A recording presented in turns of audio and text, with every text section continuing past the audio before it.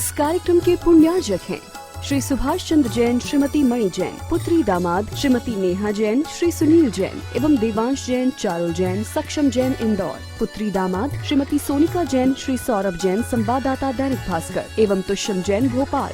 Firm Arihant construction and supplier, Akaltara, Chhattisgarh. Shri Devendra Kumar, Shrimati Sunita Jain, Shri Saurabh Kumar, Shrimati Sonal Jain, Kumari Prachi, Nidhi Jiyanshi, Bhangarh परिवार। Nidhi trading company, बीना, जिला सागर, मध्य प्रदेश। जय श्री ओम नमः सुदेभ्यः। मंगलम भगवान वीरो, मंगलम गौतमो गणी, मंगलम कुंद कुंदार्यो, जैन धर्मोस्तु मंगलम।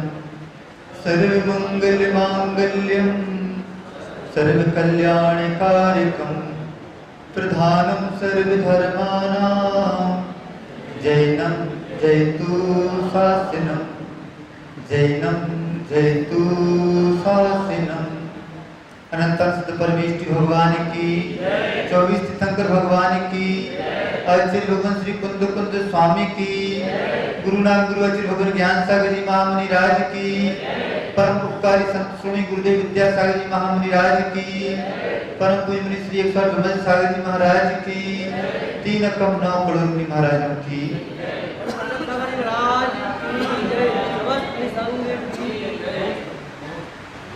कला 72 जीव की, जा मैं दो सरदार। एक जीव की जीविका, दूसरा आत्मोद्धार। 72 कलाएं होती हैं। इन कलाओं में 2 कलाएं मुख्य होती हैं, एक जीव की जीविका और दूसरा आत्मोद्धार। यदि कहा जाए कि दोनों कलाओं को सिखाने वाले, बतलाने वाले कौन, तो दोनों कलाओं को बतलाने वाले गुरु। एक होते हैं लौकिक गुरु, एक होते हैं आध्यात्मिक गुरु। लौकिक गुरु आपको बहुत कुछ सिखा सकते हैं और आप लोग सीखते भी हैं, उनका भी जीवन में महत्व है। परंतु यदि हमारे अंदर वह आध्यात्मिक लगन ना जागे तो लौकिक विद्या सीख लेने के बाद भी जीवन में हाथ में कुछ नहीं आता। जो लौकिक गुरु होते हैं उनसे कुछ सीखोगे तो विकास तो होगा। किस चीज का होगा? तो भेद ज्ञान का विकास होगा। और यदि आध्यात्मिक गुरु से कुछ सीखोगे तो उससे ही विकास होगा। किस चीज का विकास होगा? तो भेद विज्ञान का विकास होगा। अभी तक आप लोग भेद ज्ञान का विकास करते चले जा रहे हो, परंतु भेद विज्ञान का विकास करना वह व्यक्ति ही भेद विज्ञान का विकास कर सकता है जिसके जीवन में अध्यात्म आ जाए। जब हमारे गुरु महाराज के जीवन में अध्यात्म आता है तो वह शिष्य को अपने रूप बना लेते हैं। गुरु शिष्य को शिष्य नहीं बनाते, गुरु शिष्य को अपने रूप बना लेते हैं। शिष्य बनाना और अपने रूप बना लेना बहुत अंतर है। यदि शिष्य मात्र बनाएंगे तो शिष्य पर हमें दबा रहेगा, परंतु जो गुरु को गुरु बना दे वही होते हैं सच्चे गुरु। आज आप लोग कहा जाता है कि गुरु बिना ज्ञान नहीं होता, भी नहीं गुरु के बिना ज्ञान। लौकिक ज्ञान, कोई व्यक्ति डॉक्टरी की पढ़ाई करना चाहे वो किताबी ज्ञान से, अकेले किताबी ज्ञान से पढ़ाई कर ले तो वह व्यक्ति डॉक्टर बन नहीं सकता। इतनी बड़ी बड़ी मेडिकल कॉलेज खोली जाती हैं और एक से एक वेल एजुकेटेड डॉक्टर जो वहाँ पर उनको मात्र प्रैक्टिकल थ्योरी का नॉलेज नहीं देते, प्रैक्टिकल नॉलेज भी देते हैं। तो यदि व्यक्ति बोले कि मैं मात्र पुस्तकों के माध्यम से ज्ञान प्राप्त कर सकता हूँ तो किताबों की जरूरत है ही नहीं। आज के समय बात चल रही है ना ऑनलाइन शिक्षा। ऑनलाइन शिक्षा तो बहुत मिल जाएगी, परंतु जो गुरु के चरणों में जो शिक्षा होती है, गुरु के चरणों में जो शिक्षा होती है, सबसे पहले व्यक्ति विनय आ जाती है उसके अंदर। जब तक यदि विनय ना आए तो वह शिक्षा किसी काम की नहीं। इसी प्रकार से जब हम अपने आध्यात्मिक गुरु के चरणों में जाते हैं तो सबसे पहले आप लोग मंदिर आते हैं, सबसे पहले अपने मान को बाहर छोड़कर आते हैं। सबसे पहले जो देहरी होती है उस पर चरण स्पर्श, वहां पर चरण बंदना धोख देना होता है। तो अब सोच लीजिए कि हम भगवान के चरणों में जा रहे हैं, उस वीतरागता की शिक्षा लेने के लिए जा रहे हैं, तो सबसे पहले क्या बात आ गई? विनय की बात आ गई। जब तक विनय नहीं आएगी तब तक जीवन में समर्पण भी नहीं आएगा। समर्पण, समर्पण क्या? तन के साथ मन का हो अर्पण, सो समर्पण। तन के साथ मन का हो अर्पण, सो समर्पण। तन का समर्पण हर कोई कर सकता है, परंतु मन का समर्पण बहुत बिरले व्यक्ति होते हैं। आचार्य विद्यासागर महाराज जैसे बिरले व्यक्ति होते हैं कि आचार्य महाराज गुरु की खोज में निकले, आचार्य ज्ञान सागर महाराज के पास पहुंचे और बोला क्या नाम है, किस कारण आए हो? तो शिक्षा ग्रहण करने के लिए आए हैं, नाम विद्याधर है। आचार्य ज्ञान सागर महाराज ने बोला कि ऐसे विद्याधर तो बहुत आते हैं, शिक्षा ग्रहण करते हैं और उड़ जाते हैं। तो उस समय जिस प्रकार एकलव्य ने अपना अंगूठा काट कर दे दिया था, गुरु के प्रति समर्पित हो गया था, उसी प्रकार आचार्य महाराज विद्याधर भी तुरंत के तुरंत आचार्य महाराज, गुरु महाराज, आज से हमारा वाहन का त्याग। सोच लीजिए कि कहाँ वह 18 साल का नौजवान और कहाँ वह 65-70 साल के गुरु महाराज, उनके चरणों में भी कुछ नहीं सोचा। क्या सोचा? यही सोचा कि जिनके पास हम शिक्षा ग्रहण कर रहे हैं उन्हीं के पास हमें चारित्र ग्रहण भी करना है। तो शिष्य यदि समर्पित हो जाए तो सब कुछ काम बन सकता है। सबसे पहले जब भी कोई व्यक्ति पहुंचता है तो गुरु महाराज के चरण में पहुंचे तो ये ना सोचे कि इनके माध्यम से हमारा कुछ हित होगा। गुरु वह होते हैं जिनके माध्यम से हमारा हित ही होता है। कुछ भी क्यों ना बोल दें, गुरु महाराज हित ही होता है। कैसे? एक दृष्टांत आप लोगों के सामने रख रहे। गुरुकुल शिक्षा पद्धति की बात है। जब गुरुकुल चलते थे उस समय गुरुकुल में शिक्षा जो दी जाती थी तो ऐसा नहीं होता था कि 4 घंटे आप स्कूल चले जाओ वापस आ जाओ। वहां पर जो शिक्षा दी जाती थी उस शिक्षा से जीवन का निर्वाह भी होता था, जीवन का निर्माण भी होता था और जीवन निर्वाण भी होता था। तो जैसे ही शिष्य पहुंचे, एक शिष्य ने शिकायत की, बहुत से शिष्यों ने शिकायत की कि गुरु महाराज ऐसा लगता है कि आप हम लोगों में कुछ भेदभाव करते हैं। गुरु और भेदभाव करने लगे तो वह गुरु है ही नहीं। परंतु शिष्य के मन में ऐसा विचार आ जाता है कि गुरु भेदभाव करते हैं। एक बात अलग है कि जिस व्यक्ति का जितना ज्यादा समर्पण होता है वह उतना उन गुरु महाराज से पा जाता है, और जिस व्यक्ति का समर्पण नहीं होता उस व्यक्ति के मन में एक ही बात रहती है कि गुरु महाराज भेदभाव करते हैं।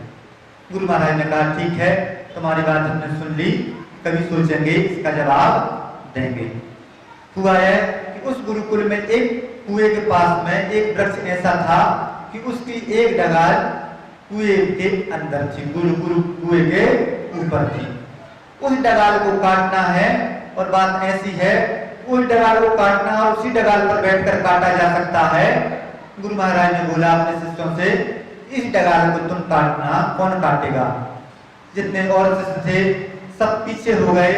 जो शिष्य गुरु के प्रति समर्पित था वह उस डगाल पर बैठा और उस डगाल को काटना शुरू कर दिया।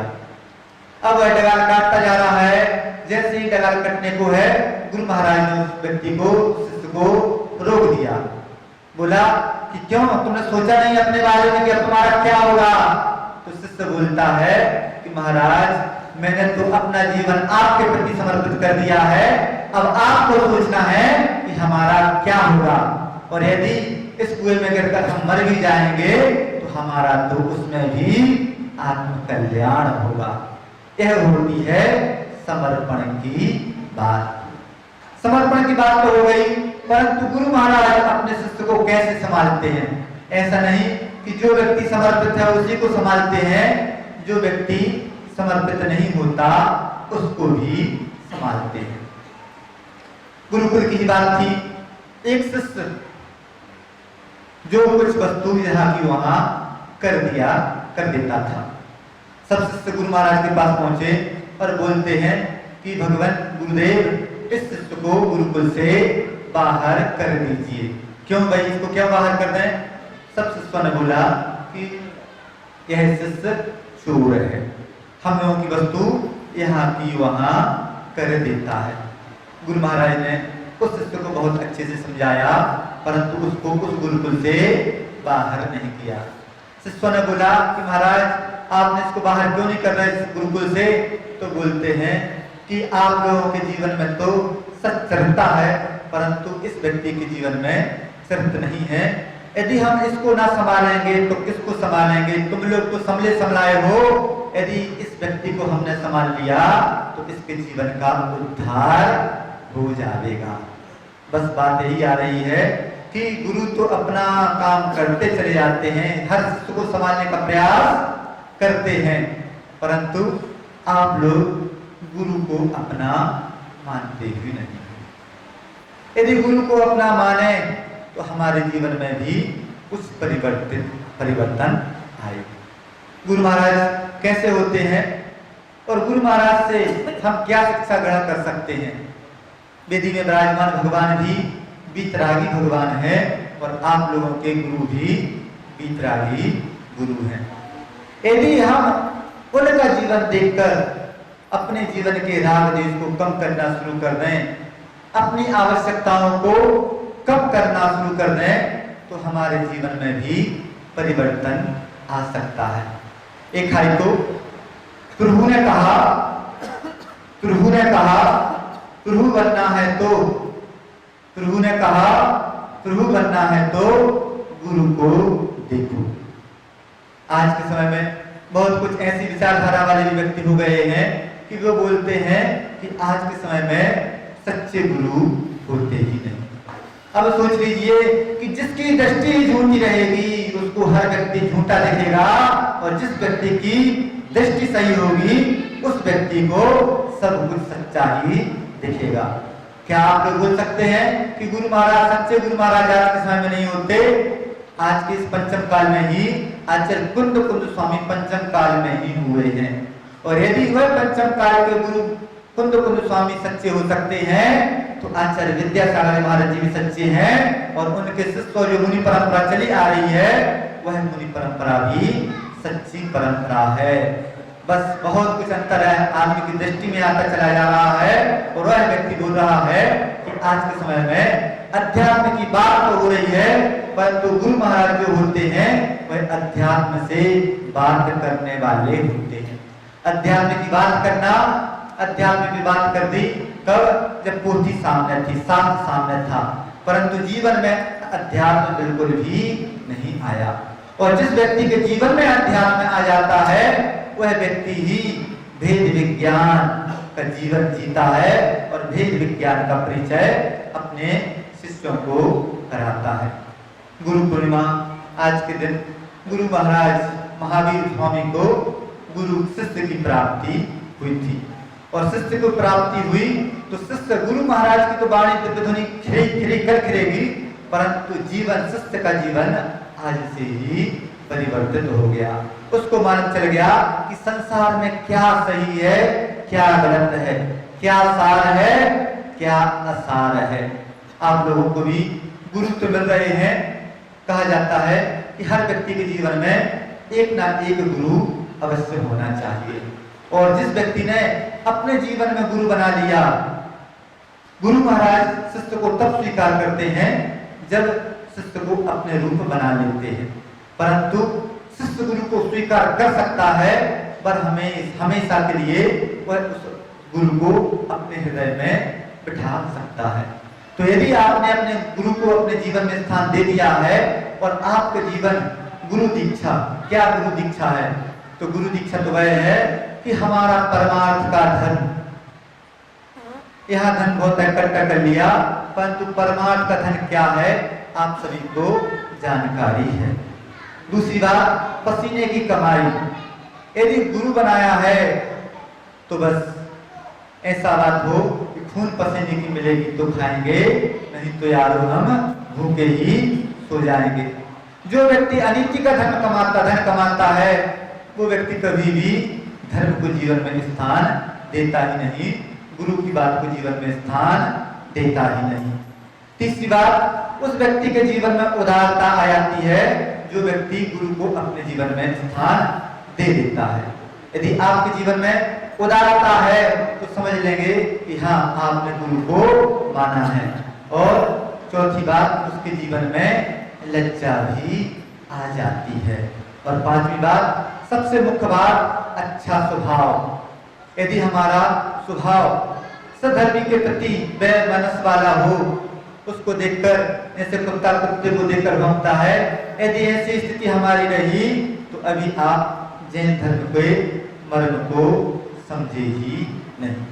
यदि हमें जैन बनना है, एक बात होती है, एक पुण्य के उदय से जैन बनता है और एक उस पुण्य का सदुपयोग करके जैन बनता है।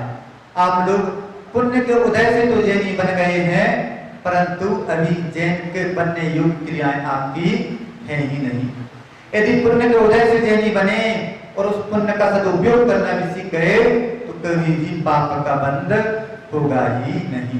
परंतु हम निरंतर जैनी बने हैं और पाप करते चले आ रहे हैं, तो आप अभी जैनी हैं ही नहीं, आचार्य विद्यासागर महाराज को मानने वाले हैं ही नहीं। यदि हमें गुरु को अपना माना है तो गुरु महाराज क्या कहते हैं? सन्यासी कहे मेरा कुछ भी नहीं, सन्यासी कहे मेरा कुछ भी नहीं, मैं तुम्हारा।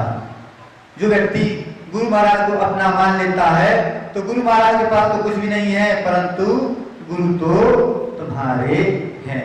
और गुरु तुम्हारे हैं तो हमारे जीवन में परिवर्तन आना ही चाहिए। यदि हमारे जीवन में परिवर्तन नहीं आ रहा है तो हमारा जीवन, हम तो खिलवाड़ कर रहे हैं अपने जीवन से। इस कार्यक्रम के पुण्यार्जक हैं श्री सुभाष चंद्र जैन, श्रीमती मणि जैन, पुत्री दामाद श्रीमती नेहा जैन, श्री सुनील जैन एवं देवांश जैन, चारुल जैन, सक्षम जैन इंदौर, पुत्री दामाद श्रीमती सोनिका जैन, श्री सौरभ जैन, संवाददाता दैनिक भास्कर एवं Tushyam Jain, Bhopal. Firm Arihant construction and supplier, Akaltara, Chhattisgarh. Shri Devendra Kumar, Shrimati Sunita Jain, Shri Saurabh Kumar, Shrimati Sonal Jain, Kumari Prachi, Nidhi Jiyanshi, Bhangarh परिवार। निधि ट्रेडिंग कंपनी, बीना, जिला सागर, मध्य प्रदेश।